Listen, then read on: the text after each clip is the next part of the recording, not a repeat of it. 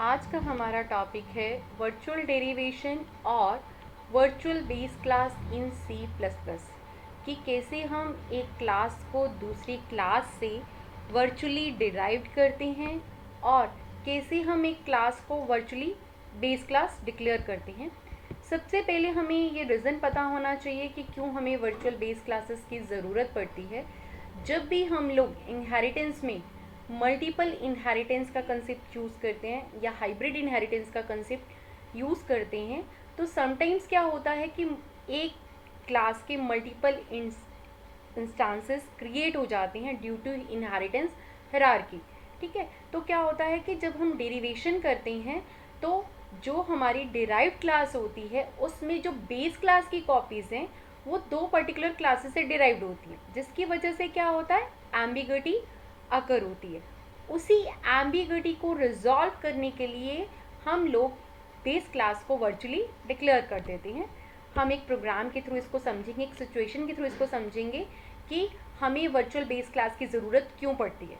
For example ये diagram देखिए, there are class A, one class A, that is our base class, class B and class C, that is derived from class A, and class D is derived from class B and class C. Now see in this diagram, the copy of class A in class D is indirectly deriving two copies.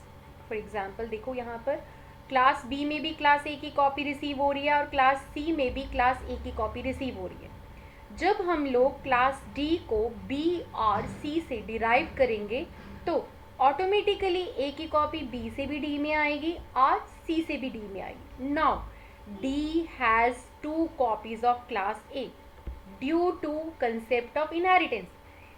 This will lead to ambiguity. This situation lead to ambiguous situation. तो इस situation को हम solve कैसे करेंगे? सबसे पहले आपको situation clear होनी चाहिए. Situation is what? There is a situation, one class A, class A is our base class, two other classes B and C is inherited from class A and D is also inherited from B and C. Now the copy of A is derived in class B and also in C, and D is derived from B and C, so D is also indirectly deriving the copy of A from B and C both. From which concept? From the multi-level inheritance concept, because D is derived from class B and C, and due to multi-level inheritance the copy of A is derived here and also here, so it will lead to ambiguity. So how we can resolve this problem? The compiler will show error when you run a program like this. The compiler will show error. We will show with the help of a program how the error will occur. From the figure it is clear the data member function of class A are inherited twice to class D, one through class B and second through class C. So ambiguity will arises, and this ambiguity will be showed by the compiler and shows error. Let's see the example. Suppose this is class A, that is our base class, and class B is derived from class A according to the figure. Class C is derived from the class A according to our situation, and class D is derived from class B and class C. Now what is the problem? The problem is that the copy of function show will be 2 times derived in the class D, and in the main we will declare the object of class derived. But we know that we always declare the object of derived class, and when I am calling here show function, what will happen? The error will shown to you at the compile time. The reason is what? Because जो compiler है उसको ambiguity मिल रही है, उसको ये दिख रहा है कि जो D एक क्लास है जो कि B और C से डिराइव्ड है उसमें एक क्लास का जो शो फंक्शन है वो 2 बार विजिबल हो रहा है. तो which show function is to be called? जो B से इनहेरिट हो रहा है या फिर जो C से इनहेरिट हो रहा है. देखिए ये इस तरह की एरर आप जब प्रोग्राम को कंपाइल करेंगे ये एरर आपको विजिबल होगी, दैट मेंबर इज एम्बिगियस, कि ए का मेंबर शो, ए के 2 मेंबर्स शो हो रहे हैं, ठीक है, एक थ्रू बी और वन थ्रू सी, तो which is to be called, compiler is confused, so it will show you an error. How this problem can be resolve, the point is that कि हम कैसे इस प्रॉब्लम को solve करेंगे, ये चीज़ अब मैटर करती है कि हम इस प्रॉब्लम को कैसे सॉल्व करें. There are 2 solutions to solve this problem. One is using scope resolution operator.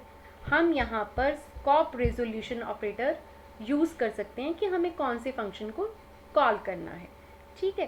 But the better solution is virtual base class. Now we will discuss virtual base class. Virtual base class में सिर्फ आप लोगों को क्या करना है कि हम लोग जब भी एक क्लास को दूसरी क्लास से डिराइव करेंगे और जब भी आपका हाइब्रिड इनहेरिटेंस का कंसेप्ट यूज होगा, we will derive the class virtually from another class. Here class B is virtually derived from A and C is also virtually derived from A. इससे benefit क्या होगा, जब डी क्लास बी और सी से derived होगी तो सिर्फ एक सिंगल कॉपी ही ए क्लास के डेटा मेंबर और मेंबर फंक्शन की इनहेरिटेड होगी. 2 copies will not be derived because we are deriving the class B and C virtually from A.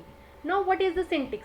You can write in both way. Either firstly you can write virtual public A or public virtual A. Both are feasible. आप दोनों ही तरीके से virtual keyword का use कर सकते हैं. But सिर्फ आपको करना क्या है, जब भी आप एक क्लास को दूसरी क्लास से डिराइव कर रहे हो और वहाँ पर हाइब्रिड इनहेरिटेंस का कंसेप्ट यूज़ कर हो रहा हो, उस केस में हम एक क्लास को दूसरी क्लास से वर्चुअली डिराइव करते हैं, सो दैट कि अभी जो हमने डिस्कस की एम्बिग्यूटी प्रॉब्लम, वो प्रॉब्लम आकर नहीं होगी. अभी जब हमने विदाउट वर्चुअल कीवर्ड के प्रोग्राम को एग्जीक्यूट किया था तो हमें ये एरर शो कर रहा था. जब हम वर्चुअली डिराइव करेंगे then no error will be shown to you. Now this is your output. ये हमारी आउटपुट शो हो जाएगी. दैट इज़ कि हमारा जो बेस क्लास का फंक्शन था शो फंक्शन, वो कॉल हो जाएगा.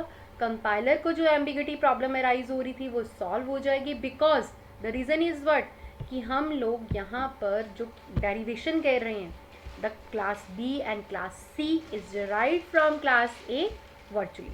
The problem will be solve. Now what is the difference between a normal base class and virtual. जब हम एक क्लास को वर्चुअली डिक्लेयर करते हैं तो बेसिक डिफरेंस क्या आता है. देखो, बेसिक डिफरेंस ये आता है कि अगर आपका जो ऑब्जेक्ट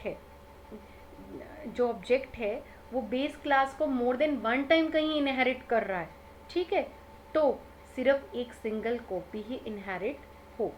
और इस सिर्फ यही मेन बेनिफिट है. बट अगर आप ऐसा नहीं करेंगे तो क्या होगा, multiple copies of the objects will be automatically inherited and the compiler will show ambiguity. This is the difference between normal base class and simple virtual base class. तो अगर आप वर्चुअल कीवर्ड नहीं डिफाइन करेंगे, the compiler will show you an error. So to resolve this ambiguity problem, we use virtual base class concept in C++. I hope आपको ये topic clear हो गया होगा.